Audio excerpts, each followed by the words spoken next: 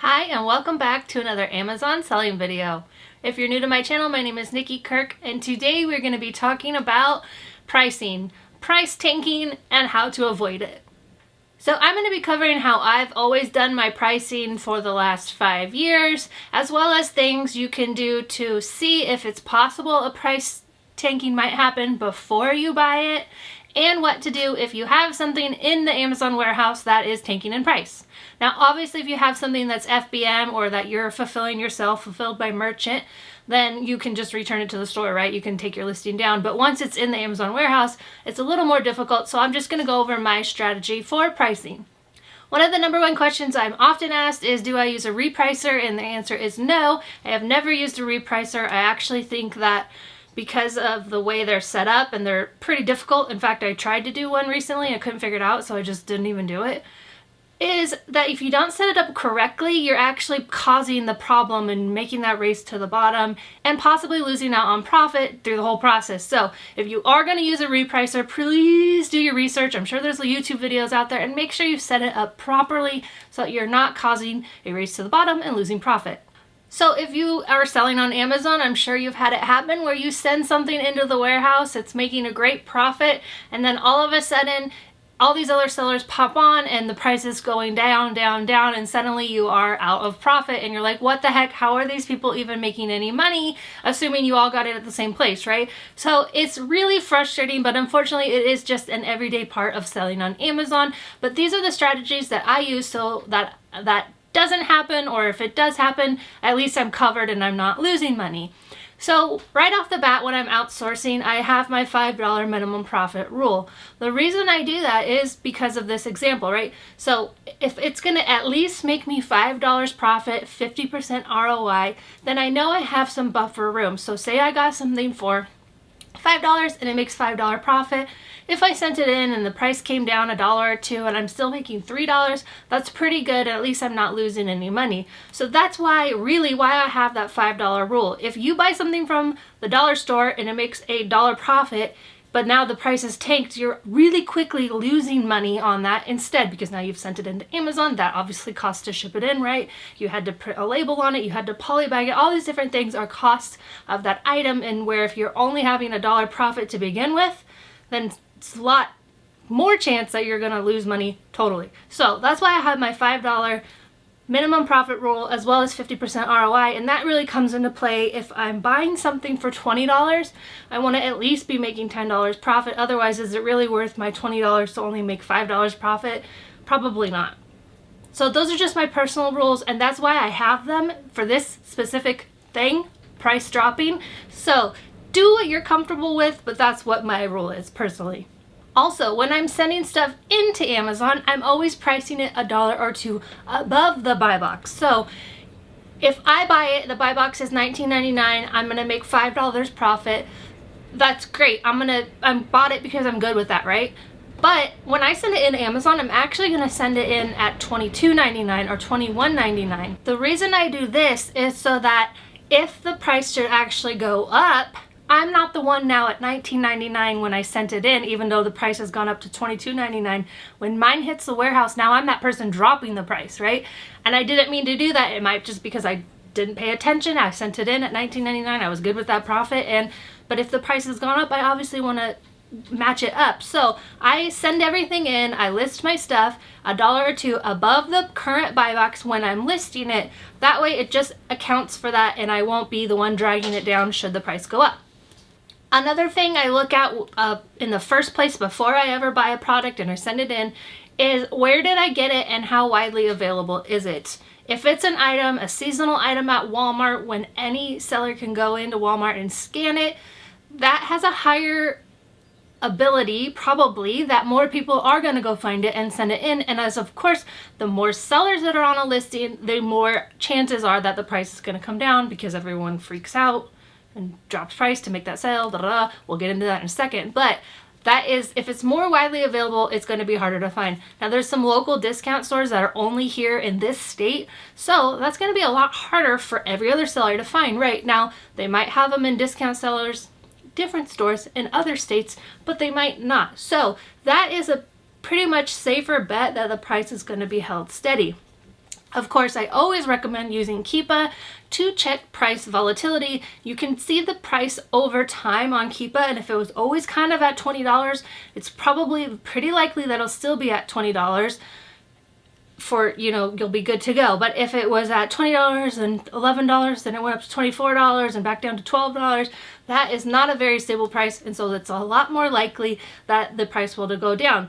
Now, if it all checked out, I'm still going to buy it and list it at $20, but I'm not going to buy as many of them. Maybe I'm going to test it at 4 just to see, so that if they do tank, I'm not losing a lot of money in that product because I went too deep and bought too many of them. Keepa will also tell you if Amazon is sold out of the product, if they were selling it before. Now, when Amazon sells out, it's really great because the price will actually go up. And a lot of times that's when you want to FBM to take advantage of that. However, if it looks like Amazon sold out for just a week or two and then they went back on and then they sold out for a week or two and then they're back on it again, that might tell you that they might be coming back on it. Again, it's up to you if you want to try and sell it with knowing that. But if Amazon has been sold out for 3 or 4 weeks, that's a pretty good bet that they won't really come back on anytime soon. So at that point, it's more fine to like go and grab it, if that makes sense. So Keepa will be telling you a lot about a product's history, which will help you know if the price is stable, if Amazon was selling it, and different things that might have happened to cause it. So when the rank goes higher, usually means that the price went too high and so it stopped selling as much. That doesn't mean that it won't sell, but you might see on the graph that, okay, the rank went high and the price was also high, but when the rank is low, it's because the price was lower. That'll just tell you if the customer is wanting to buy it for that much. Of course, if the rank is in a comfortable rank zone, go ahead and sell it and list it higher. When I'm sending my stuff in FBA, I want it to sell quickly, but quickly is an ambiguous term, right? What does that really mean? It doesn't mean I'm trying to flip it like that. I'm not trying to like sell it lower a penny, lower a penny, lower a penny just to make a quick flip. When I say I want to sell it quick, I mean before 3 months. So for the first month, it's going to be, so I bought it 1 week, I sent it in, it takes about a week to get to the warehouse, and the warehouse has to receive it in. At that point, it's probably an FC transfer, which means the thing is transferring around to where Amazon wants it in their different warehouses. Then after that, it might become available.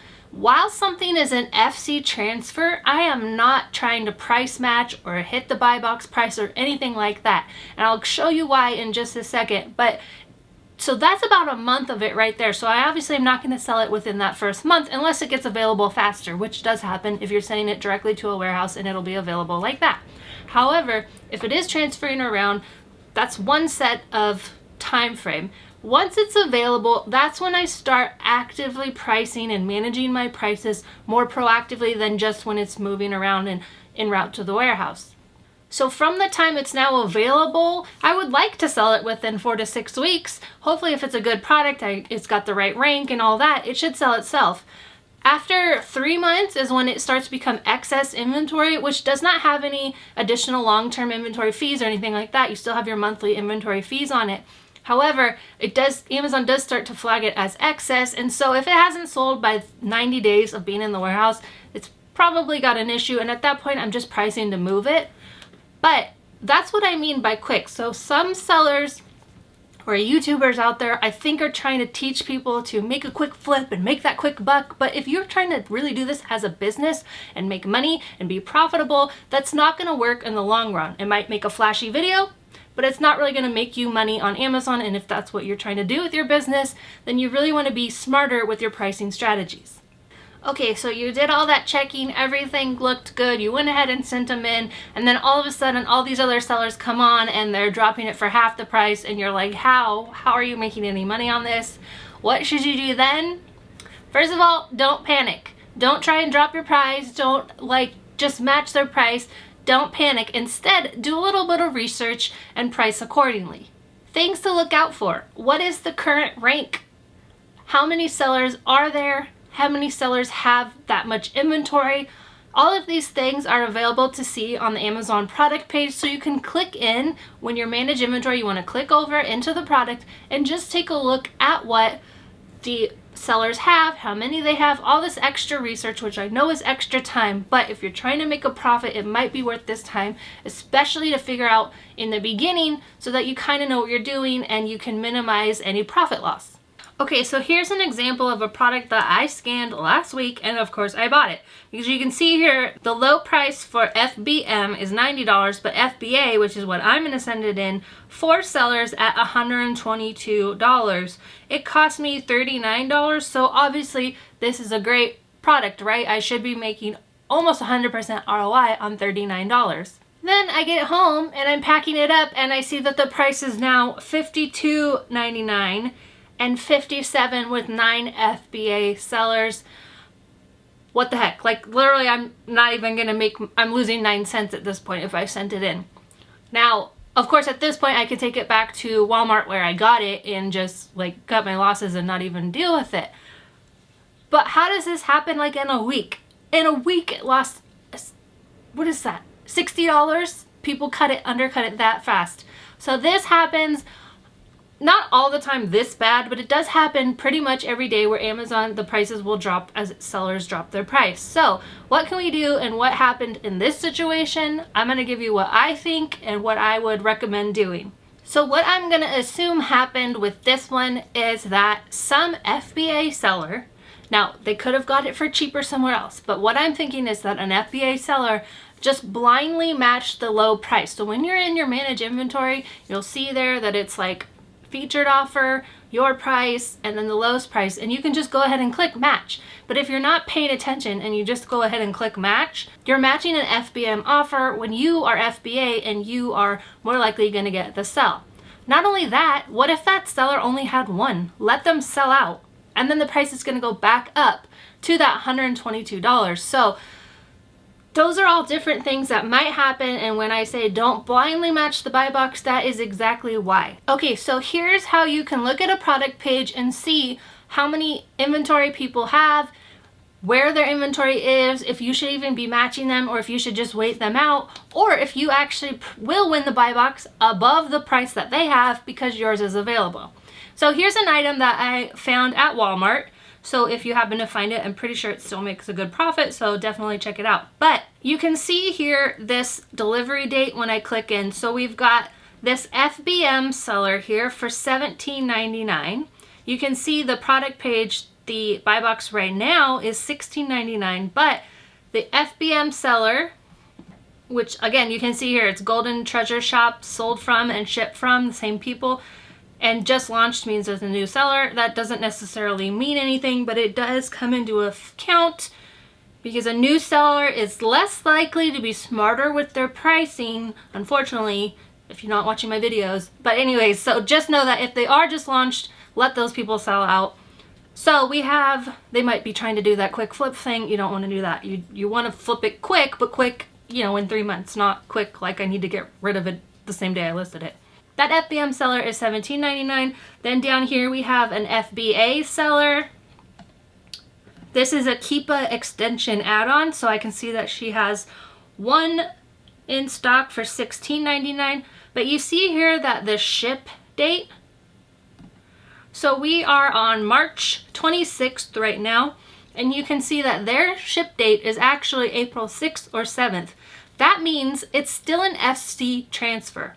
So it's transferring around the Amazon warehouses, and the quickest a customer will get it when it settles at a warehouse where Amazon can take it, pack it, and send it to them is April 6th or 7th. So that is not someone I would be price matching, and this person probably just price matched another lower one without looking. What I would actually be doing is look at this one, $18.99, and it's gonna ship April 1st. That's like this week. That's a lot sooner. So that would be who would I consider competitive, because a customer, if they want their product, they might be willing to pay $1 or $2 more. Not only that, the way the buy box works is if the product is close in a warehouse to the customer, Amazon's just gonna offer that one up to the customer anyways. So it's all the more likely. I'm selling stuff above the buy box all the time because mine is available right now. The customer wants it right now. Amazon is showing it to them as that. Also, FBM offers are less likely for a customer to buy. I know for me personally, I have Amazon Prime, so I would like to have it in 2 days from Amazon. That means I don't really buy from an FBM seller unless it's my only option. So that's just me personally, but I think that probably happens a lot because I'm sure there's a lot of customers out there like me who have Amazon Prime because they want to get it quickly. So you can see here that the two sellers are both FBA offers, so they would both be considered competitive. However, the $18.99 one is the one that I would be matching to more than the $16.99. And again, using the Keep It extension here, we can see how many they have. So what I would do is I would let those two sellers, the $17.99, actually I wouldn't even consider them necessarily competitive since I'm doing FBA and they're FBM, so I would probably just overlook that one. But I would let this $16.99 seller FBA, let them just sell out with their one, because then the price is going to be up to $18.99 and I will be getting that buy box at $18.99 instead of $16.99. But if you're just in your manage inventory and you're not noticing these things, you're just clicking match price, or you're using a repricer and it's not set up correctly, since that one is $16.99, it's probably going to price to do to that one instead of knowing, hey, this is an FC transfer and I don't really need to match that price because the customer's going to buy mine because it's available right now. All different things to consider when you're pricing. Here's a quick look into my inventory, manage inventory for those keto bars. So you can see here, this is what I'm talking about, where it's just would say, of course I don't have any right now, so if I had them it would say match right here, and if I just clicked match I'll just go to $16.99, not even knowing what's really going on the product page, and now potentially causing a race to the bottom if those other FBA sellers also match, and we're all just matching, causing that race to the bottom. Now if somebody is priced at 98, like $18.98, $19.98, whatever, and you're at $19.99, just let them do it. That is so silly. Let them be that penny under. Amazon is gonna offer up your offer if it's buy box eligible. Now, if someone has a lot, if all of a sudden all the sellers are matching, it's a really high ranked product, it's already slow moving, and you just kind of want to be done with it, then of course you got to do what you need to do with your pricing if you want to match it and go lower. There has been times when I needed an FBM order for a video, so I dropped my price really low, hoping people don't just match me because I just need to get that sell. Some people might be hitting expiration dates and they need to move their inventory. So many different things come into play with your pricing and what other people are doing, which is why you really shouldn't just match. Take into account how many they have, if the rank is really high, but at the end of the day, you of course have to do what's best for your business. But again, hopefully we're all in this to make profit and make money. There are different things that can come into play. For example, really large sellers who have, where we saw just launched, but some people might have thousands of reviews next to their name. That's probably a really big seller because, reviews don't come on that often. And they probably maybe got it wholesale and they got it for cheaper. And so they have more room with the margin. If they had thousands of them, well, now you have to decide, do you want to match and hope to sell through them all, or do you want to hold out while they sell 1,000? All different things to consider, but it all comes into being active participant in your business, not just using a robot to price match or just blindly matching the buy box. So hopefully this video was helpful and let you know, literally that's how I do it. I will go down it. If I want to know why a price has dropped so much, then I will click in to see what's going on. If it's still an FC transfer, I just leave my price as is, making sure it's above what the buy box is. When stuff gets to that available column, then I'm more actively pricing, seeing, am I comfortable with that profit and price? Do I want a price to move? Do I want to hold out? Do I want to keep it above? All different things that you should decide for your business. Hopefully this was helpful and let you know how to be more active in your Amazon pricing. If you like this video, go ahead and subscribe, comment, and let me know, and I will see you back here for another Amazon selling video.